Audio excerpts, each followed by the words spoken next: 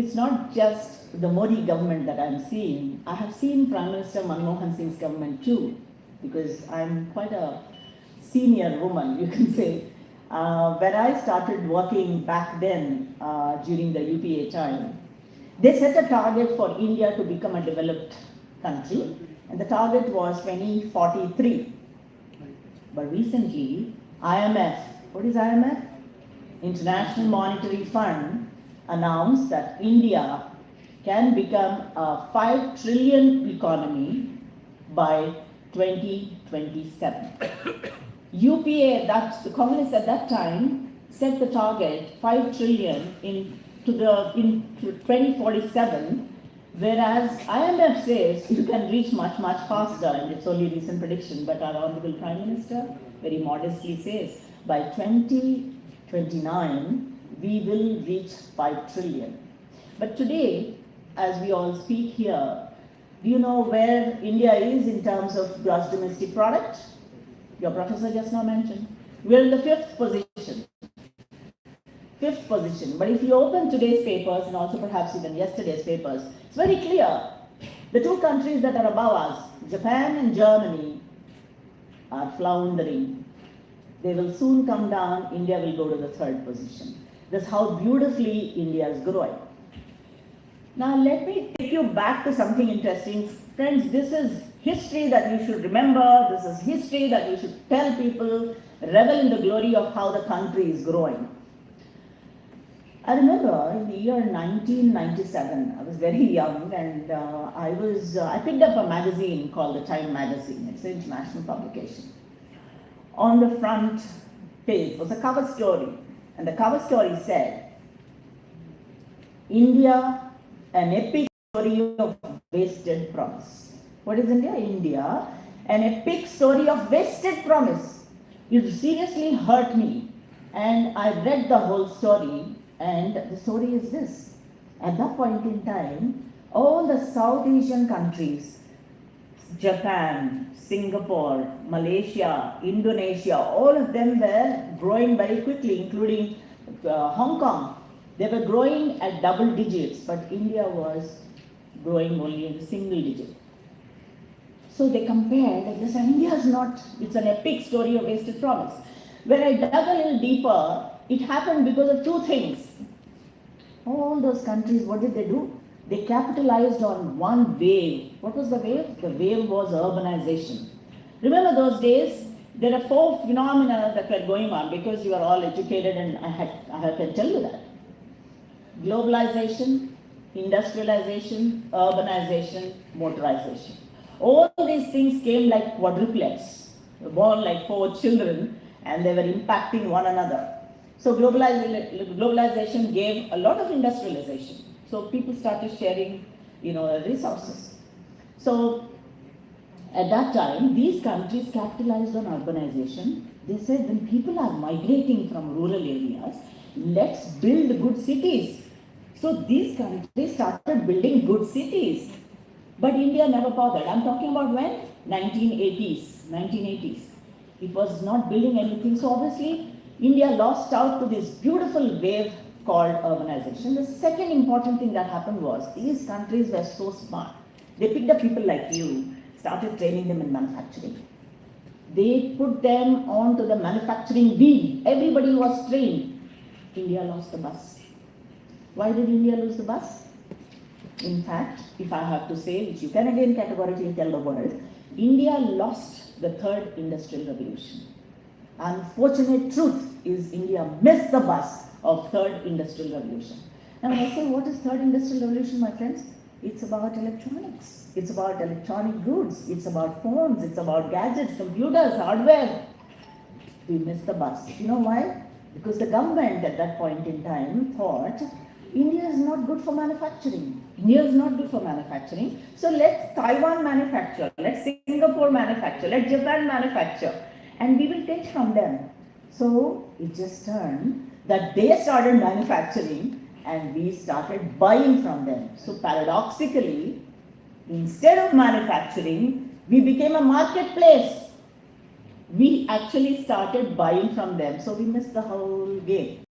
And today, when Prime Minister became the steward of the country, he said, let's get into manufacturing. And a whole bunch of people said, manufacturing for India, sorry, we don't know what it is. Because if you typically look at the gross domestic product and the contribution and the percentage contribution, you don't find much of, when Modi ji took over, you don't find manufacturing there at all. But he said, no, let's start manufacturing.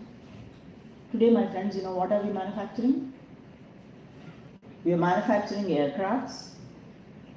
I remember I was serving on the Chief Minister's Advisory Council of Andhra Pradesh during Rose Aggarwal's time. And we went as guests of America, the Washington state. In Seattle, you have Boeing Corporation.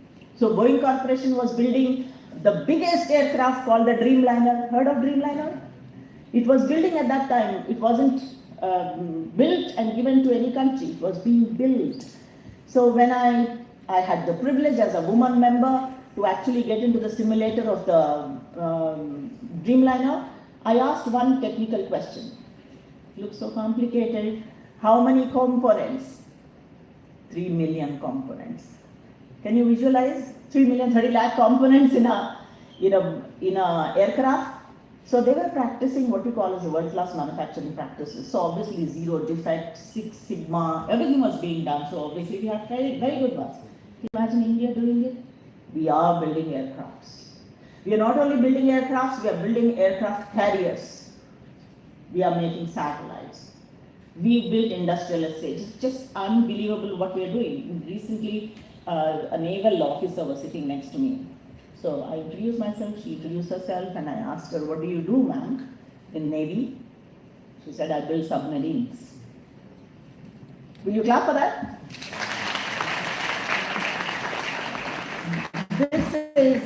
This is India. If some of you follow what happens at the World Economic Forum, recently our IT minister was there, Ashwin Vaishnaw. And the World Economic Forum, all leaders gathered and somebody asked him this question. I believe India, very sarcastically, by the way, when you travel abroad, like how I travel, you will know people at one time were sarcastic about the country, but today they are not. But this man tried to irritate our IT minister. He asked this question. I believe India started manufacturing. How far have you come? So, if I were there, I would have got angry. But Ashwin Vaishnaw is a very composed man. He didn't get angry at all. He just took out his phone from the back pocket, showed it to him like this, and this is iPhone 15 manufactured in India.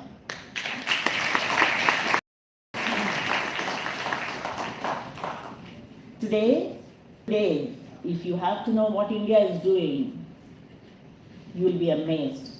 Apple Corporation, my friends, Apple Corporation invested $7 billion into India some time back because they thought, okay, we'll give India a chance. Today, the investment shot up to $49 billion.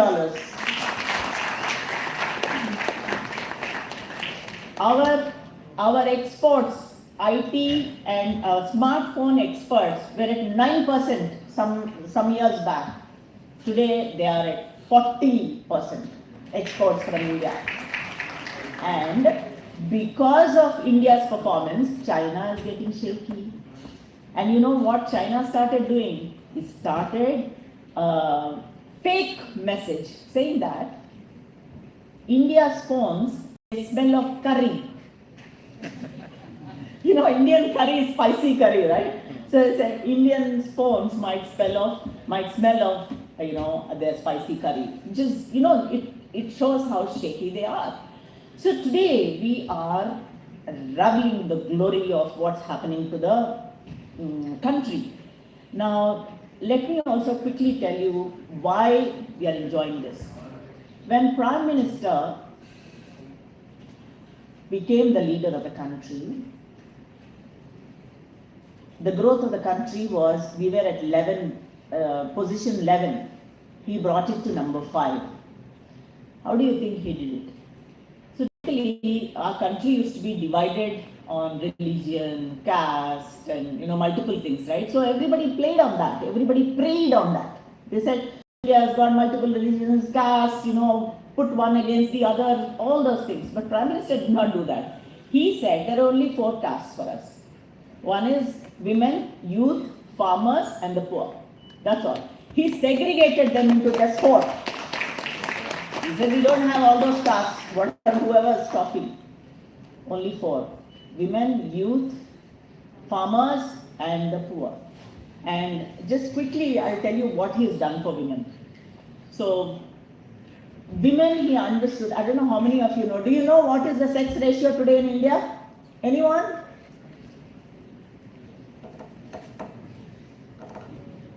I'm impatient. I'm not Ashwin Vaishnav.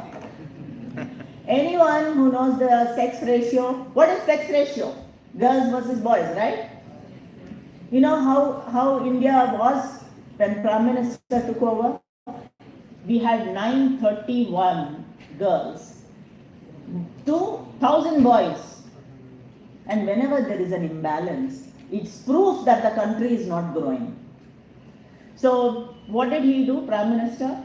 He came out with this Beti Bachao program. So, a lot of feticide. If it's a female fetus, they would just kill the fetus. So he stopped that, and today what is the sex ratio?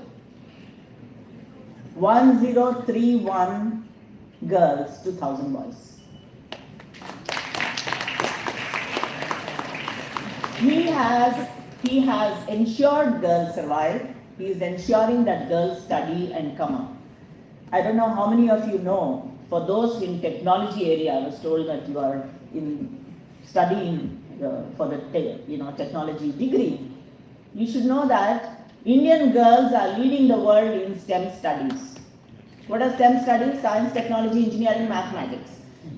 Girls are leading the world, and we are ahead of US, ahead of UK, ahead of France, ahead of Germany. Recently I met from Germany. There were a bunch of people who came and had a discussion with us saying, ma'am, is there a possibility of sending some of your people there to train our people? Have you ever thought that Germany would be asking such a question? But India has reached that level. Now, so women, what else has he done? He's done a whole bunch of things. You know about toilets, right? But do you know about houses for the poor? 4 crore homes have been built for poor people, and they have been registered on the woman's name. Why? Can anyone tell me? Why? Because Prime Minister noticed that a lot of domestic violence happens when the husband says, get out of my house.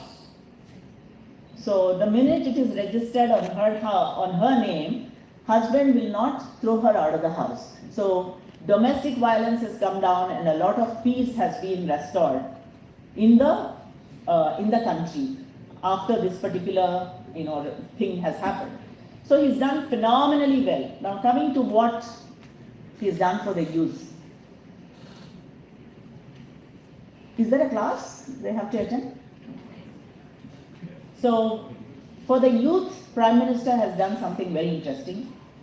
He believes that, I don't know, again I'm telling you, if you don't have statistics, you can't defend the country. If you don't have statistics, you can't defend the country. You're in the golden era. I may be a senior citizen, but you are young. You're going to see the best of the country in the coming few years. So you will have to flow with that. I remember I read a report on skilling, and it said that 4 Indian students are equivalent to 1 Korean student, or 4 Indian employees are equivalent to 1 Korean employee. You know why? Because they perform so brilliantly, Koreans. I've been to Korea, so I know it. And 6 Indians are equivalent to 1 Chinese. Is it good? No. No.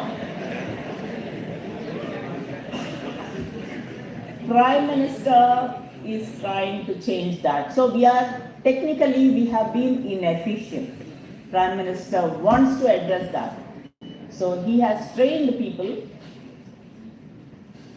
He has given training to 20 lakh people in new age technologies. Can you imagine? New age technologies are what? AI, ML, everything, so that tomorrow we'll be able to somehow match up. He has started 5,000 ITIs, and he started a brilliant portal called Internship Portal. I don't know if you've seen it. You must see it. You live in a country that's going to happen. It's a happening country. In this particular portal, my friends, where people like you are seeking internships, has seen 2 crore registrations. 2 crore registrations. So there are people like you wanting to learn from others, so they have registered to become interns. So this is what is happening. Now coming to what you can do for the country. So several times people tell me, Karuna, you seem to waste a lot of time on youngsters. Because these days boys are, they are interested in entertainment, they are interested in other things.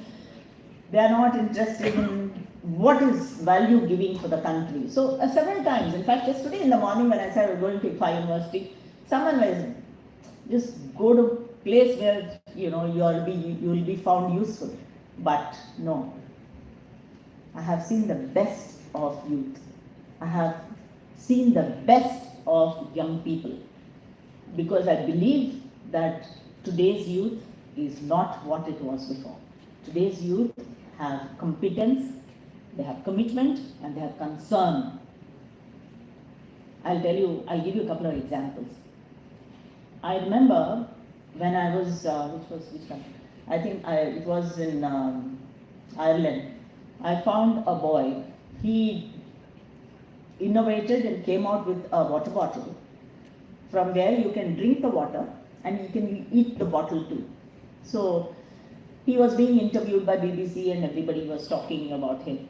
So when I asked him, it's not now, this is an innovation by a 19-year-old boy, 19-year-old. And when I asked him why he did that, he said very clearly, he said, ma'am, there's so much of pollution in the world that everything is completely getting polluted and I can't sit and watch the world being deteriorated. So he came out with a seaweed, innovated, came out with a bottle. You drink from the bottle, you eat the bottle too, because that's seaweed. Seaweed is nutritious. And as a boy is perhaps your age, just 19 years old. I see that concern today. I was invited to lecture at NIT Trichy. So when you have to go to NIT Trichy, you have to go to Madras. So I went to Chennai. And when I got off, 4 boys came to pick me up at the airport.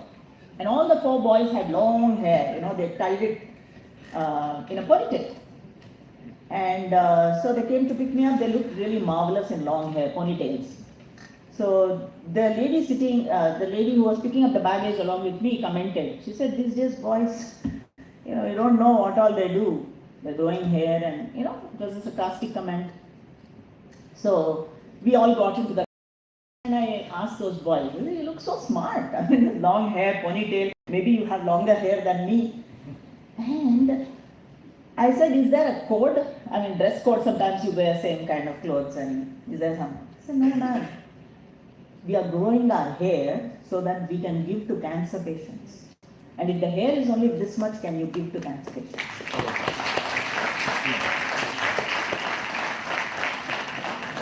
That is again people like you. These are the people like you. In fact, today I have a reason to be here and I have a reason to make you feel proud. 20 years ago, I think it was in 2005, calculate the number of years back, 18 years ago. I had a project, and that was a very complicated project. It was to do with a religious circuit, and you will not believe, I just had 8 interns of ICFAI working in my office. And when that project came, Administrative Staff College of India said it cannot do it. Administrative Staff College of India got it. They did not do the project. They called me, they said, ma'am, will you be able to handle it? I said yes. And there were 8 boys from ICFAI, and I put them on the job with 2 team leaders, 1 project leader, and they went and did a project which was approved by Government of India, and for which the project was reported in the front page of Economic Times. 1,600 crores was given by Government of India.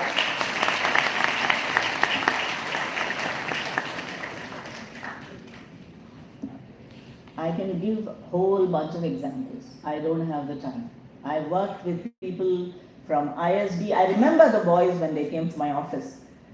They never expected that they will be working on a 1,600 crore project then 20 years back. Imagine the worth of the project now. So people are concerned, they are committed, and I repose faith in you. Now coming to what exactly you can do under Viksit Bharat. The first thing that I'd like to tell you is, we have to be aware of the threats to the nation.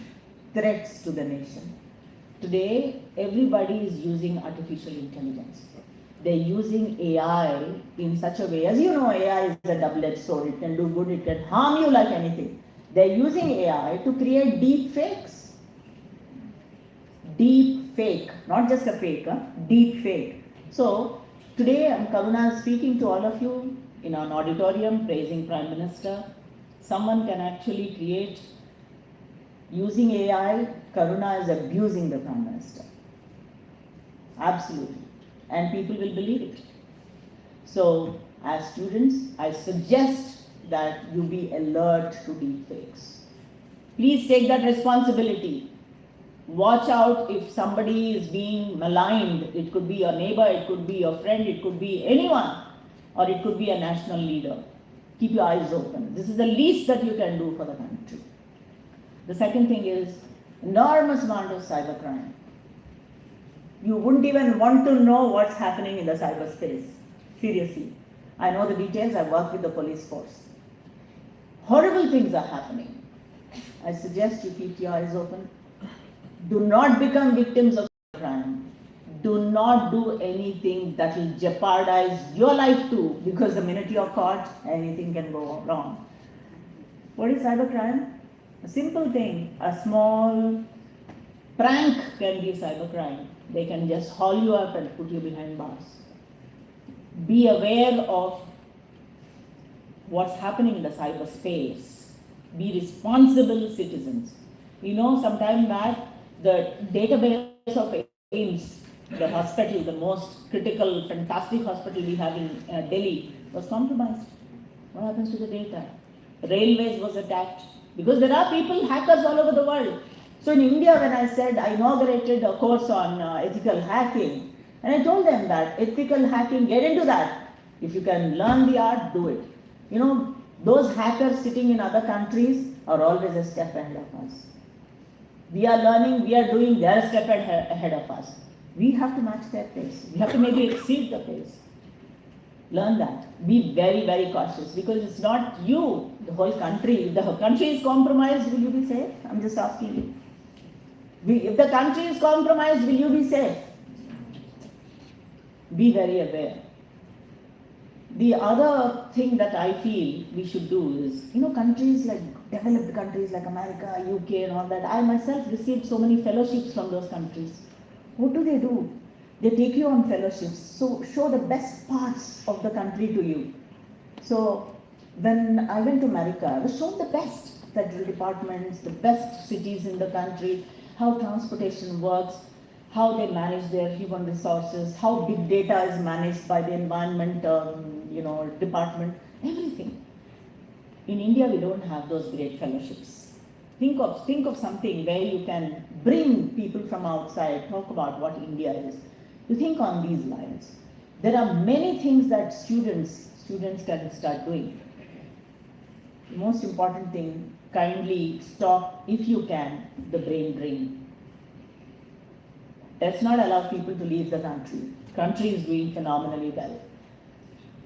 So reverse brain drain is already happening. People are coming back. But if somebody is wanting to go, try and convince him that India is getting better, because things out there are not as good as you believe they are. I don't know, some of you don't know that.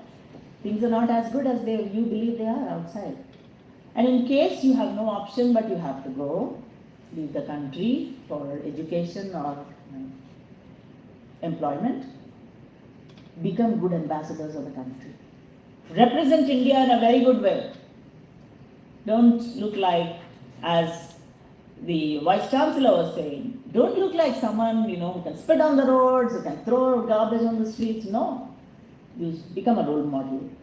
I did this when I was 24 years old. The first time I realized that I represent my country was when I went on a scholarship to America. I was barely 24. And I knew the responsibility that was on my shoulders. I think if at all you have to leave the country, become good ambassadors of the country. Do it with aplomb. And the last and most important, there are many things that I would like to share, but it's too much of time. The last thing that I would like to tell you is, today you have a lot of information. At touch of a fingertip, you have everything. You think you have information, you might have a bit of knowledge, but understand that seniors have what is called as the wisdom. You must respect the wisdom of seniors. I've seen youngsters, preparing ahead of class, maybe, even telling the professor, I know more than you, whatever, because information is there. But unfortunately, my friends, information and knowledge are very different from wisdom. And wisdom only experience can teach you, and that only a senior person will have. Always have this. If a Satyanarayana has gone there, if somebody has really gone up in life, that's because our Indian system always teaches us to be respectful. I'll close with an example. Recently, I was at a friend's place, and we were discussing many things. So the man and wife are very well-achieved people. So the son came and joined the conversation. And we were talking, and for everything he had an opinion, and he had to share something all the time. So father gets a call, he takes the call, his vice president calls him, and he's talking to the vice president. I suggest you go with European satellites. This is what we heard, even I heard in the conversation. And why? Because this father is into a business where he monitors the health of farms, large acreage of farms, and you use the satellite data to understand the distress of the farmland. So he is in that business, and he has international clientele. So he gets the phone, and then the conversation is, use European satellites. So the son suddenly jumps up. No, he says, no dad. European satellites are not good. American satellites are the best. They have high granularity. Technically, they are much advanced, and So he says a lot of things, and in a very excited way, thinking that he's telling his father, right? So the father listens to him, goes back and tells the vice president, please go with the European satellites. So he finishes the conversation, he comes back. And the son is very agitated. He says, what, dad, you know very well, you and I know that America is the best there in the technology. European satellites don't have the kind of granularity, blah, blah. So father says, son, my client is a European. And in the proposal itself, when you say that you give a proposal to a European client and mention that you're using the American satellite, there are chances that he won't like it. So we talked about the European satellite. The minute he sees the results are not up to his expectations, very easily he'll say, sir, go for American satellites. That coming from him will ensure a smooth transition to American satellites. That is the wisdom of the father. Yes or no?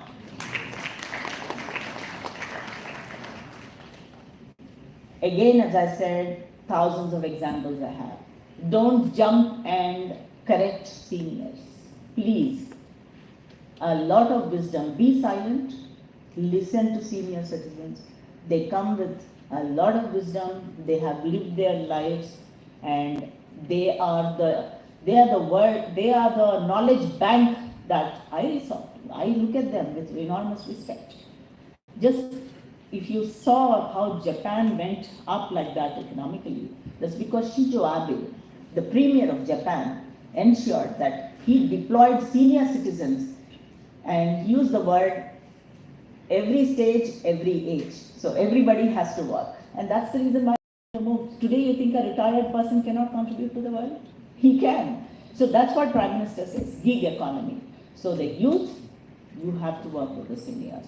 So respect the seniors, give whatever you can. And in closing, I'd like to tell you that we have an app called the Namo app, where Prime Minister expects that you give your ideas as citizens, students, and there is a cash prize for it. If you are interested in a cash prize, it's fine, but if you're not interested in cash, at least let people know what you are thinking. I would like to just share, I was speaking to a girls' college on Viksit Bharat. A college I thought never had that much of caliber, but let me tell you, the one idea that came from that girl, I removed the necklace I was wearing and gave it to her. You know why? You know what was the idea? She said, "Ma'am, one idea I'd like to give to Prime Minister is place more emphasis on traditional medicine." Okay, so I said, we know we are doing and it's happening, but she gave one example. She said, "I have worked and researched on bhasma, the vibhuti, the bhasma, and she has published peer-reviewed articles on bhasma, and she says it is similar to nanoparticles and nanoparticle treatment in medicine." Can you imagine? See her suggestion. Something that came and then it compelled me to just give my pearl necklace away to her. Don't you think it's a good idea? Peer-reviewed articles, my friends. She is a student like you. She has published it. So the point is, your ideas can change India, and Prime Minister believes that your ideas can change.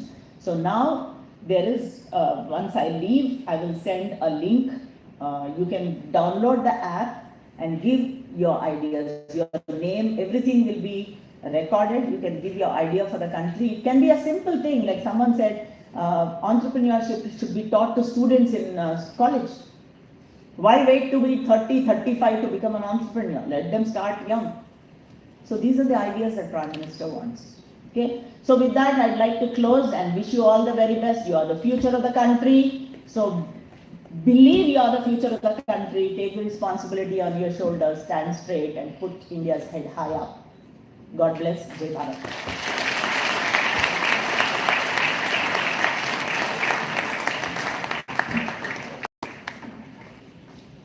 Indeed, as you said, wisdom, ma'am. We are truly privileged to benefit from the wisdom that you shared with all of us today.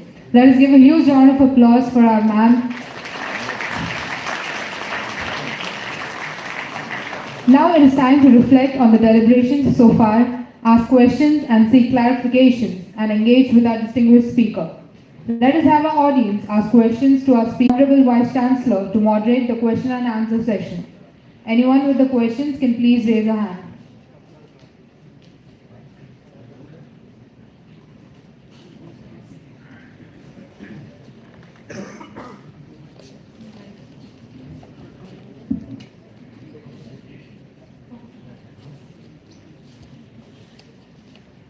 The floor is yours. Sorry. Can you hear me? Don't depend on technology alone. Very important. Sometimes you have to use this and this also. So if you can hear me, good, thank you. Floor is yours. Please do pose your questions to Srimati Karuna, and perhaps you will get some interesting answers. I mean, she's obviously a big knowledge base of examples of what could happen. So I think you should do the best to get more and more examples of people like you who are contributing to this idea. I know we have starting trouble, so maybe we'll request somebody to ask a question. Can I pick a student straight away? Random? Come on, why are you... See, this is character. This is lack of character. You don't have courage. I hope I'm giving you a hard example right now under your nose. You. Okay. Begin with a faculty member. Okay, fine. Any faculty member also, please. Anybody? Yeah, sure. Nice, sir. Sir, use the... can you give the floating mic? Everybody can hear. No problem. Oh, great. My suggestion is, I am also a senior citizen approaching 60. So my suggestion is I have seen the future. Since they are our future, our students are our future. So for last 34 years I am seeing the future. Only one problem is after marriage, many people are suffering. What best can be done in the educational system so that they live a good married life?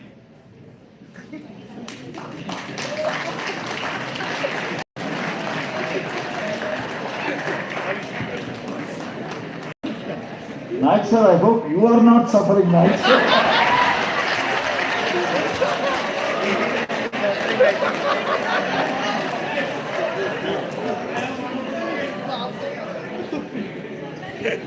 I mean, we are friends, I think we can pull our legs a bit.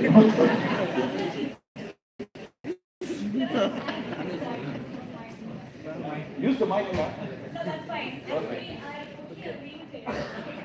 The reason being, on a serious note, keeping the laughter aside, of late, Ma'am, they want to hear you, so you... Okay, keeping the jokes apart, sir did have a valid point there. The reason being, of late, we've been seeing there's an immense rise in divorce cases, irrespective whether it is arranged. Yeah, suicides also, irrespective whether it's arranged or love marriages. And also, the kind of lack of, sir was mentioning lack of courage in us these days. We are not ready to take challenges up straight, not ready to face life. We don't know what are the given circumstances, but I think this is a serious question that needs to be addressed and typically drilled into our brains. Yes, we are ready to face anything, take up anything, handle anything. Thank you.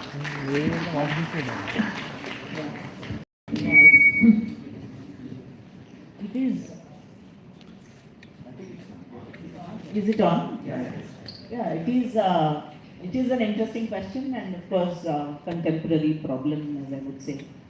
But the societal transition, as a transition in society, as I said, the traditional values are getting buried.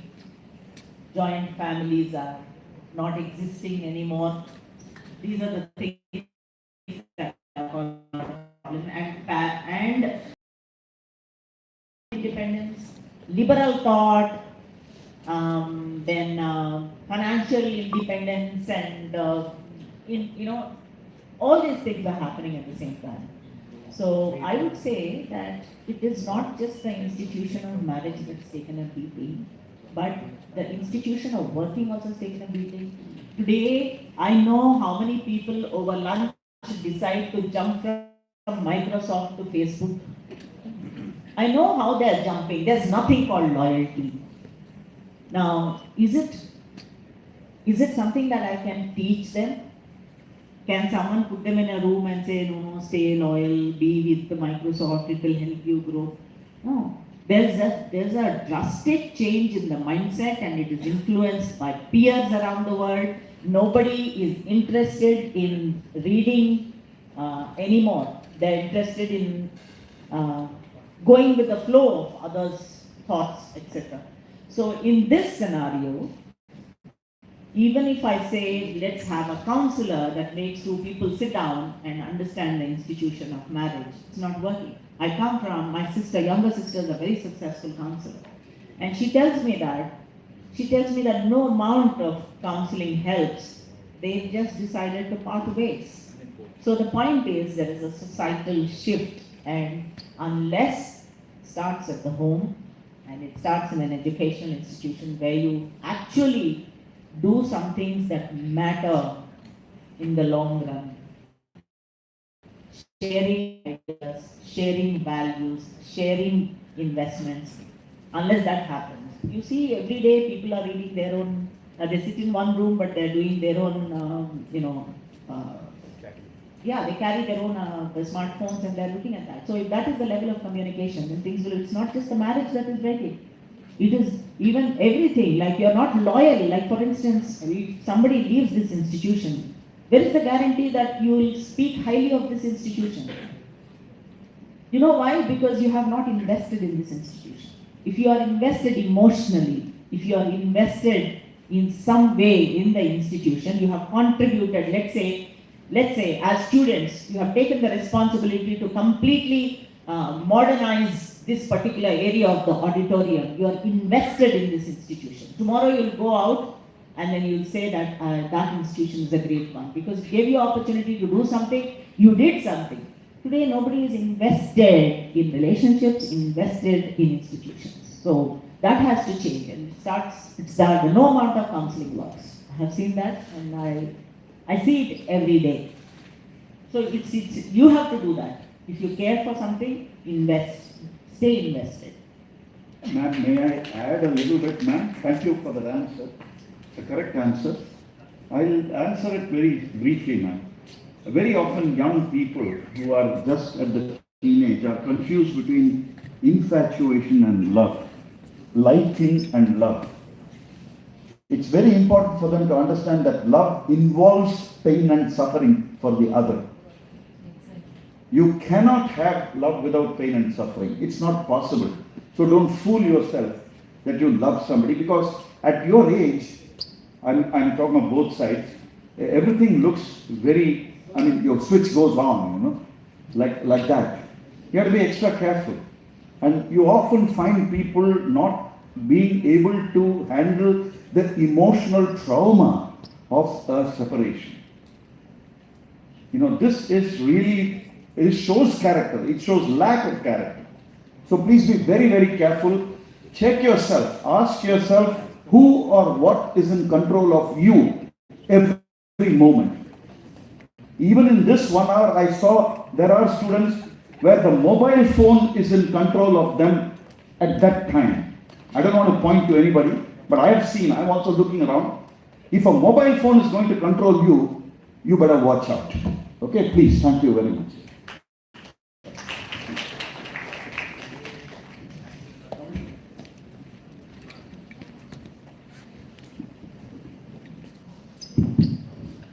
Thank you, ma'am, for that inspiring lecture. Please help us as well as the students, especially when we get into the dilemma connecting to the brain drain concept.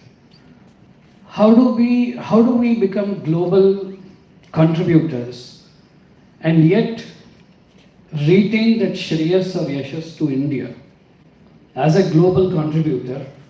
And please help us to understand what kind of policies and funds are being provided to spend and invest on their ambitious research programs, which is generally the reason why some brilliant minds go out of the country.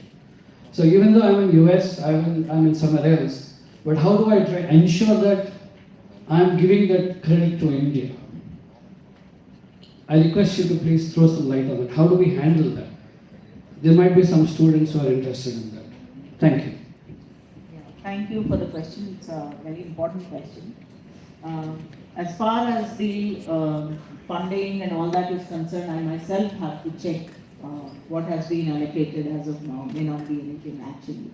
But we might have to create a specific fund for retention of people in India. The other thing is, it is true and it is very true that you can be anywhere, but you can contribute to your own country. I have seen, as a student, I have seen Chinese work in other countries, only invest in their country. It was, of course, as economists called round tripping. They used to enhance the GDP of China. A lot of things can be done, but unless we make a concerted effort, not many people will actually credit your country with the goodness. I have seen many successful entrepreneurs who still feel apologetic about India. They go all over the world, they make money, they get a name, but they are apologetic about their own country. I think a time has come to stop being apologetic about your country. You are free to work any part of the world, but understand, whatever you do, you will not become a yellow-skinned or a fair-skinned person in your lifetime. You will still be a brown-skinned Indian. Your DNA is India, your physical morphology is India, and that's it. So we need to know, wherever we are, we should be in some way acknowledging the greatness of this country, because the gene pool is a brilliant gene pool. Our gene pool is very brilliant, I'm telling you. And it is unfortunate, I would say it's the misfortune of that one person who has not realized the power of the genes and has tried to assimilate into another culture, gets rejected by them. Who has actually allowed you to be assimilated into their culture? No. So, we live in a globalized world. You don't have to hate anyone. We can be friends with everyone. We can work very diligently. You don't even have to look very patriotic to be patriotic. You don't have to say Bharat Mata ki jai and spit on the road. No, I'm telling you, I have seen people even in religion who look like I am going to temple every day. May not be the dharmic people. There are some very silent followers of dharma. You can be silent patriots. Be good to the nation. Project India in a good way. Wish. Like, I was told in my home that I need to bless my son every day because he's my baby, right? I have to bless him. So we can bless our nation. And how does that happen? It happens with your good deeds. So we can live anywhere, as I'm saying here, we can live in any part of the world. I can be in Germany, I can do my work, but I can stay loyal to the country, acknowledge my nation, and maybe become a good ambassador, a good nodal point for India. Sitting there in Germany, I can represent my country very well. So this is what we should. Can we have a question from a student? We've had Professor Naik, we had Srimati Kavita Raghuram, we've had Nameshwar sir. How about a student? Yeah, please. Please share your name. Hey, I'm Nihal Verma from IFHE third year. So I'd like to direct my question towards Srimati Karna Garu. And firstly, I'm very honored to have my question answered by a person of such high caliber. So in your talk, you had mentioned about how Indian students, a single Indian student is compared, or multiple Indian students are compared to one student from Korea or any other South Asian countries.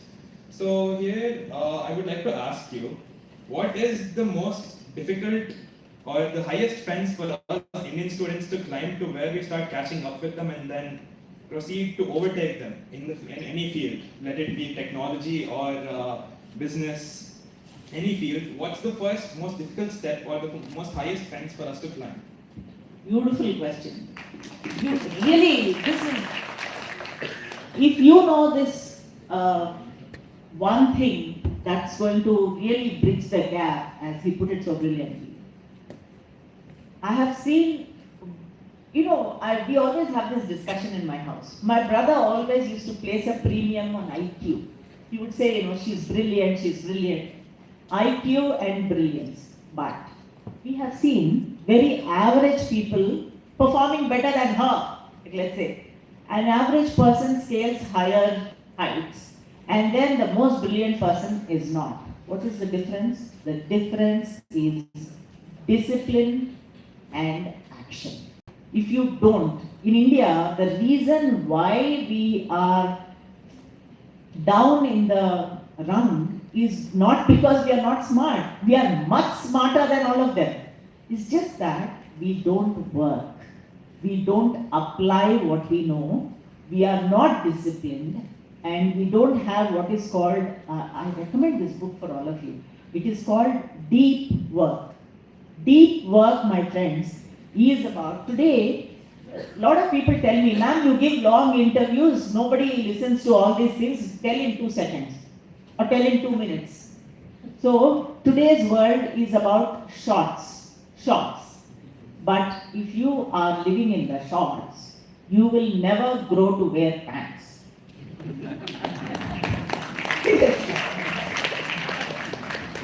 The point is, his question is very important. Why is that Indian youth are not catching up with a Korean or a Chinese? The only difference I have seen them work is because they are 100% hands-on. They are disciplined, they are hands-on. In our scriptures also, I will tell you why we say Trikona, the triangle of a Shakti. Why we call her Shakti is, one side of the triangle is knowledge, jnana. The other side is ichha, desire to do something with that. But what actually makes you powerful and energetic is action, kriya. So kriya shakti. I always used to pray to Mother Goddess for kriya shakti. I was always an ideas person. But when you don't translate that idea into action, then you want. So his question is very important. Discipline, my friends. Application, no distraction. Keep this in mind. China will be nowhere, Korea will be nowhere. So one last question, preferably from a lady. It's a girl student last year. Yeah? Anybody? There are two went on smiling. Who? Yeah? Okay, go ahead. No, it doesn't matter. I think your friends are calling you a lady, right? Don't worry. It's fun. Please shoot your question. Ma'am, after listening to the lecture, I just want to ask a small question. How you started your career which would help us grow? We would also like go and represent our country. ఎందుకున్నా Phir రా ఏం question అడిగింది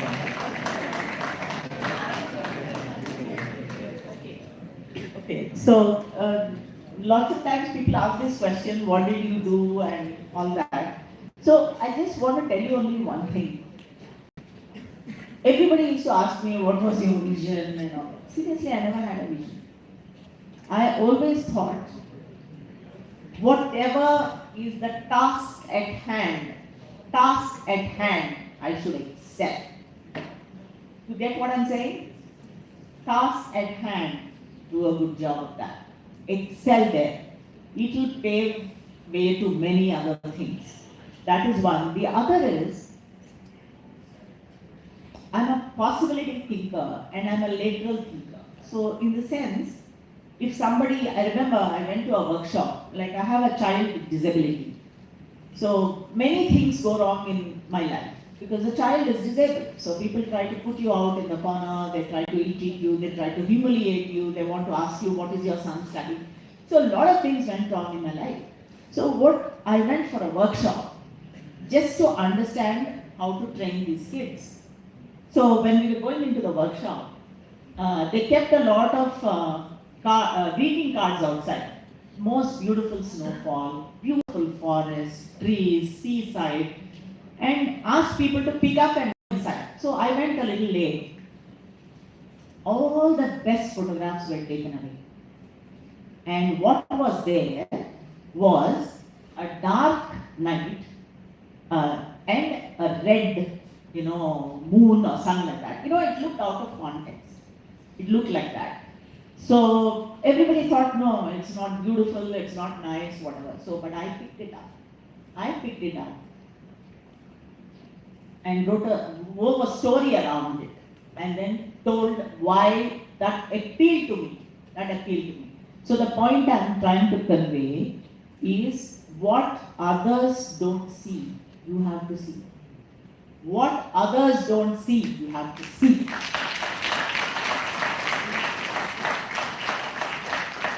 That makes you different, that makes you a premium commodity. In every assignment of mine, I was a team leader. Why? Because I always saw things differently. And if somebody said, it's not possible, I'd say, I'll do it. There are ways to work. I can trust him, I can believe in her. I trust my mentor, I trust my maid, my cook. They'll come in handy at some stage in life. So see and think differently. You'll make a mark. You'll maybe exceed, you'll become better than me. Thank you very much, ma'am. I hope you've had a very fruitful pre-lunch session today. And I invite our friend to close the program for me.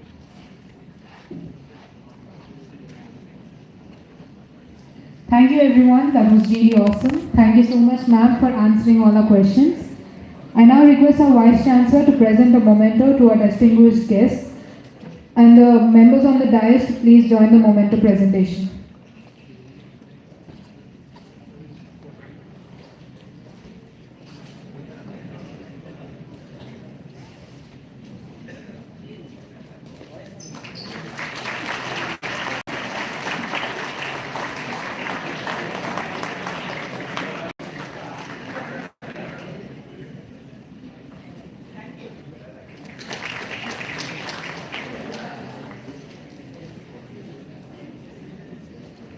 All good things come to an end. It is time for me to request Professor Bhaskar Rao Garu to propose the vote of thanks.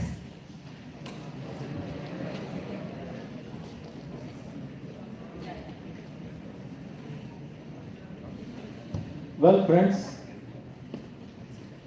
there is a lot of food for thought, and I am standing between you and your food for the lunch. But I think what is coming out significantly, and what I see today, and what I missed at your age, is the kind of leadership, the kind of inspiration, the kind of development that is happening now versus what we had seen at that time. Here is a great opportunity. It is a historical opportunity for the youth of this country.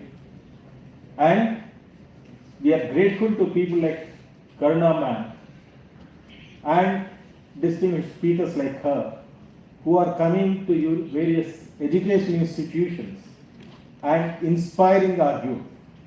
I think 20 years from now, why should Viksit Bharat take up to 47? It could be earlier. It all depends. It all depends how you want to make, how fast you want to make, how best you can accelerate. Get down to serious business. I firmly believe that productivity and the quality, these are the two things that we all need to focus, and that is what I think ma'am has shared with you. Ma'am, it's a brilliant lecture. We are really grateful to you for coming and delivering this lecture to our students. Now let me do the formal vote of thanks. First, I owe a deep sense of gratitude to our beloved Prime Minister Sri Narendra Modi ji for envisioning Bharat at 2047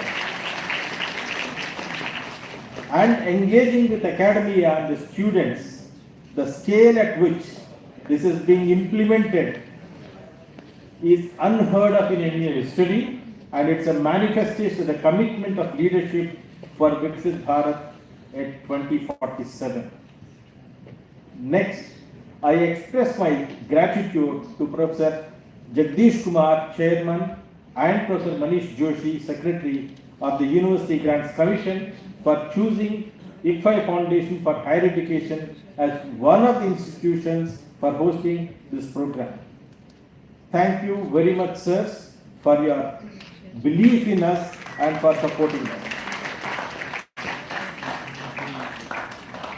And I sincerely thank the management of the ICFAI Society, the ICFAI Foundation for Higher Education for their support, guidance, and the budget. A big round of applause, please.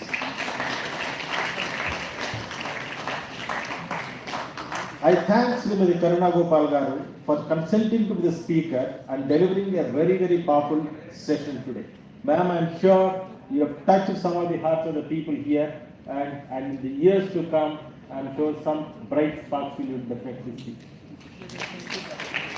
She is a scholar, leader, thought leader, and a futurist, and she is an influencer, which is pretty obvious from the speech that she has made. Without the support of and the guidance of Professor L.S. Ganesh, our beloved Vice Chancellor, this program would not have been possible.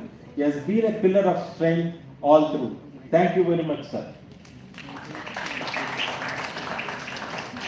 I thank Professor Venugopal Rao Garu, Professor Even Rao Garu, and Professor Narayan Garu for supporting and guiding the program conduction all through.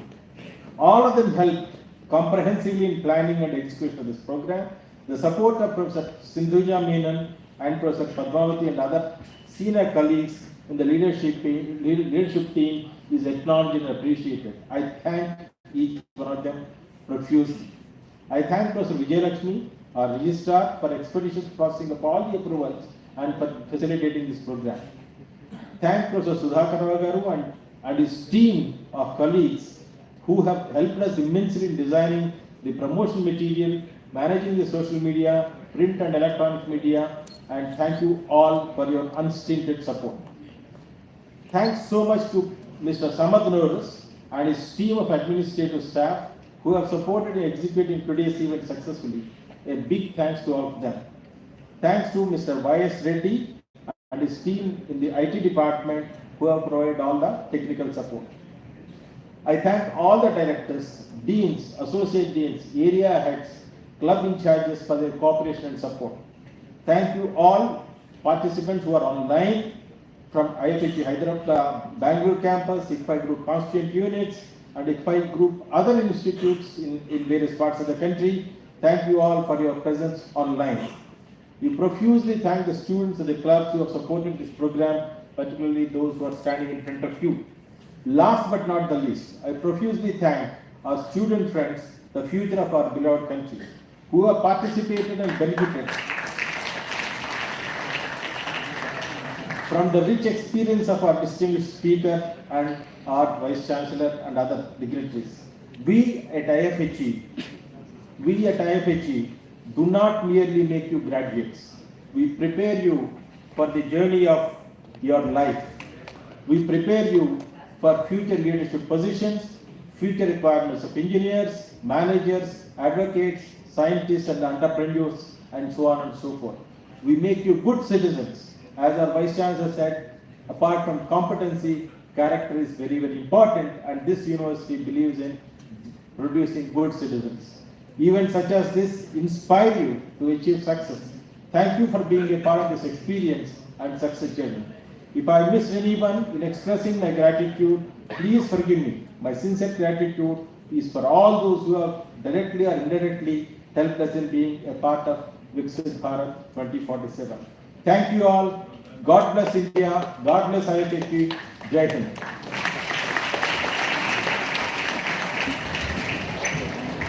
Thank you, sir. Now request everyone. Please stay, guys. I now request everyone to respectfully stand for the national anthem.